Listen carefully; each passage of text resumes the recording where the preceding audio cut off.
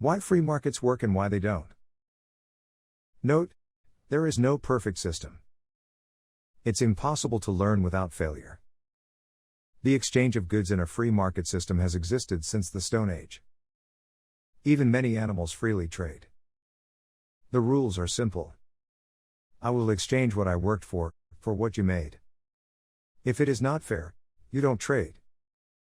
Human history has been brutal with endless wars, plagues, natural disasters, corrupt governments, slavery and more. As humans evolved, free markets became the centers for enlightenment and the free exchange of ideas.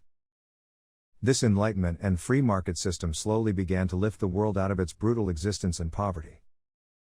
Even Karl Marx, the father of modern socialism, admitted, "Capitalism is the best system in history to raise people out of poverty." In a free market system, you have an endless supply of people competing to give you the best product for the lowest price, the best selection of high-paying jobs. Employer benefits far beyond what the government taxes you for. This puts all the power in the individual's hands and not the government.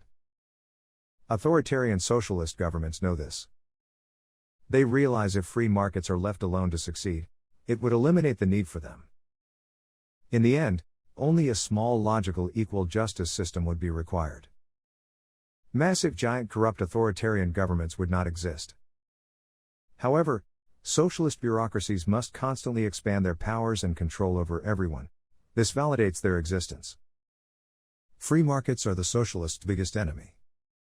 For many decades, socialists used their control of the government educational system to dumb people down. They do not teach our children how to understand and thrive in free markets. They teach them to hate it and tear it down. So if you are wondering why there is inflation, expensive healthcare, massive debt, angry woke kids, incompetent resentful governments, and a plethora of other problems we have become used to, don't immediately shake your fist at free markets.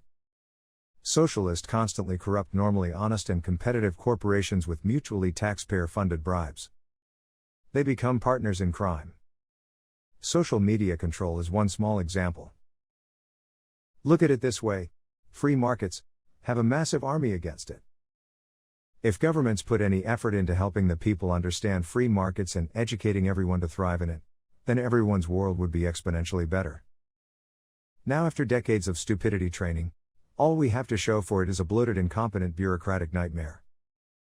Socialists have made the world impotent and disconnected from real meaning, success and happiness.